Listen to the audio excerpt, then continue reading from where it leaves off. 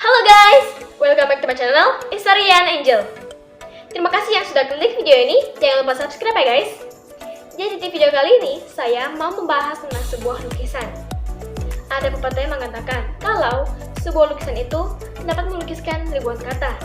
Tapi, lukisan satu ini telah membuat kritikus seni, sejarawan, dan bahkan masyarakat bingung selama berabad-abad. Mulai dari siapakah wanita dalam lukisan itu, hingga senyumnya yang misterius.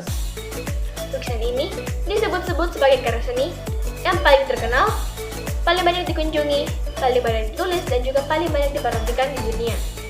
Lukisan apakah itu? Just check it out.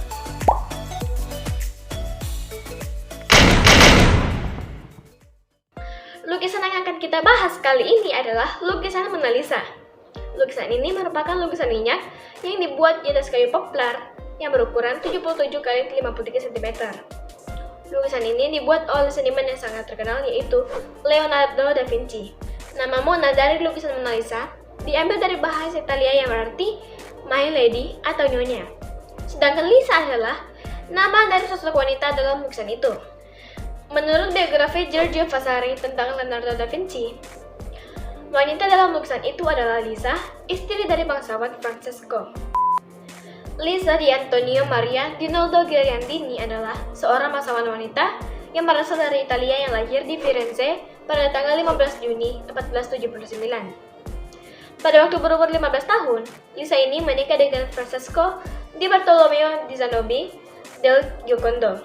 Pada waktu itu, Lisa ini merupakan istri ketiga. Lisa ini menjalani kehidupan bangsawan kelas menengah. Suaminya adalah pedagang kain dan juga sutra. Setelah dia menikah dengan Francesco, Lisa ini memiliki 5 orang anak, yaitu Piero, Andrea, Camilla, Giocondo, dan juga Marietta. Pada waktu itu, Lisa ini merupakan tetangga dari Leonardo da Vinci. Pada umur 24 tahun, setelah dia ini melahirkan anak keduanya, Francesco meminta Leonardo untuk melukis Lisa. 4 tahun kemudian, Leonardo ini telah menyelesaikan lukisannya. Tapi anehnya nih guys, lukisan itu tidak pernah diberikan kepada keluarga Francesco dengan alasan yang tidak diketahui. Leonardo pun membawa lukisan ini saat dia hijrah ke Prancis tahun 1516. Di sana, lukisan ini malah dijual kepada Raja Prancis yang merupakan teman dekatnya, yaitu King François I. Saat itu, lukisan Mona Lisa ini dibeli dengan harga 4.000 keping emas.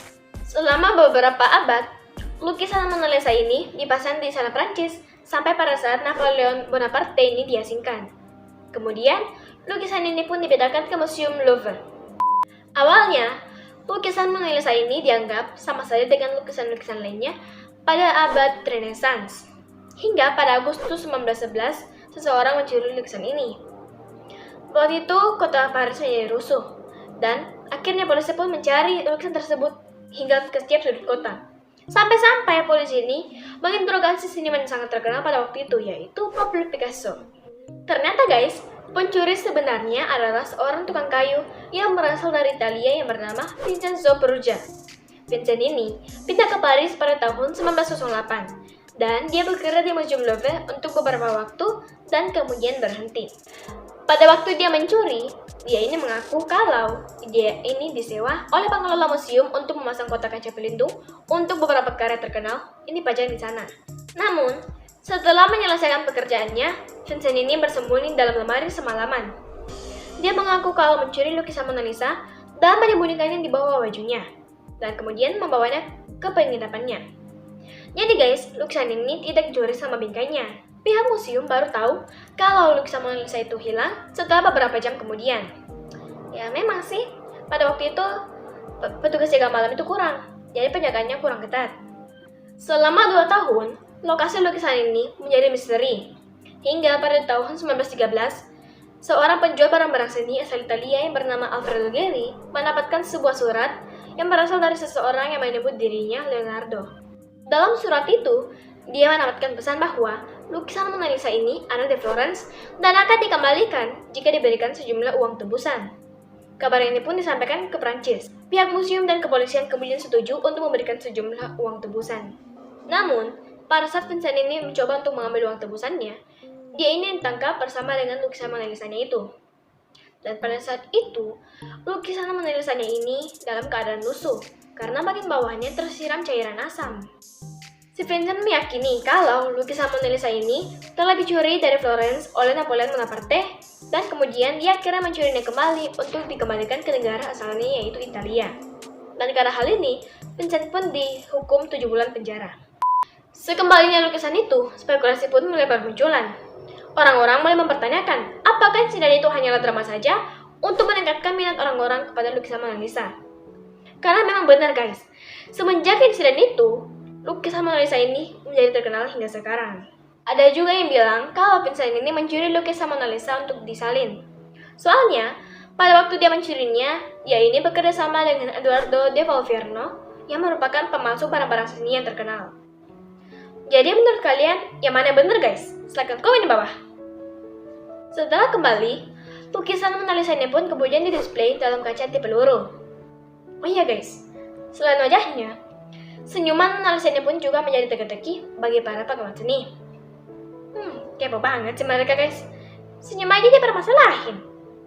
Just kidding ya guys. Emang mereka kerjanya gitu sih. Kalau kita yang gak ngerti seni mah bodoh amat. Ya gak sih guys? Banyak dugaan yang muncul tentang senyuman Mona Lisa ini. Ada yang berpendapat bahwa wanita-wanita di abad ke-16 memang dibiasakan tersenyum seperti itu. Jadi, mereka hanya menarik salah satu sisi dari mulutnya agar terkesan elegan. Jadi, kayak gini kali ya guys. Gini.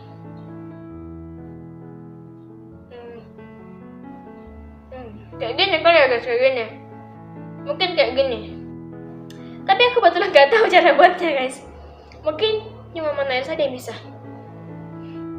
Ada pula pendapat dari seorang dokter Italia yang mengatakan bahwa model lukisannya ini menderita penyakit bruxism atau pencengkeraman rahang secara berlebihan. Dan pendapat paling terkenal berasal dari Sigmund Freud, seorang neurologis yang berasal dari Austria. Dia ini bilang kalau senyuman Mona Lisa itu adalah senyuman dari Caterina. Caterina sendiri adalah ibu dari Leonardo. Soalnya nih ya, kata Sigmund ini, di setiap lukisannya Leonardo pasti ada senyuman itu. Tapi saya nggak tahu ya guys, soalnya saya belum pernah lihat karya-karyanya Leonardo yang lain. Bagaimana guys? Kira-kira teori yang mana yang paling masuk akal? Silahkan komen di bawah. Oh iya guys, ada satu teori baru dari Dr. Lilian Schwartz yang bekerja di Bell Labs. Dia ini bilang kalau sebenarnya Leonardo itu sudah melukis dirinya sendiri di lukisan tersebut, atau self-portrait. Dan untuk membuktikan teorinya ini, maka dia pun menganalisa bentuk wajah di lukisan Mona Lisa dan wajah Leonardo. Dan hasilnya, bagi sebagian orang berpendapat kalau bagian atas wajah mereka itu sama persis. Apa karena alasan ini ya guys? Makanya lukisan itu nggak pernah diberikan ke keluarga Francesco. Bagaimana pendapat kalian guys? Silahkan komen di bawah. Oke guys, jadi sekian dulu cerita saya kali ini. Kalau ada kata-kata yang salah, mohon dimaafkan. Boleh diperbaiki di kolom komentar. Dan kalau misalnya ada yang tidak saya sebutkan, boleh banget kalian tambahkan di kolom komentar di bawah guys. Kalau kalian suka dengan video ini, klik like dan di share. Klik subscribe dan nyalakan notifikasinya agar kalian tahu informasi video terbaru dari saya. Untuk ide video berikutnya, kalian bisa komen di bawah. Terima kasih untuk yang sudah nonton video saya. Bye-bye!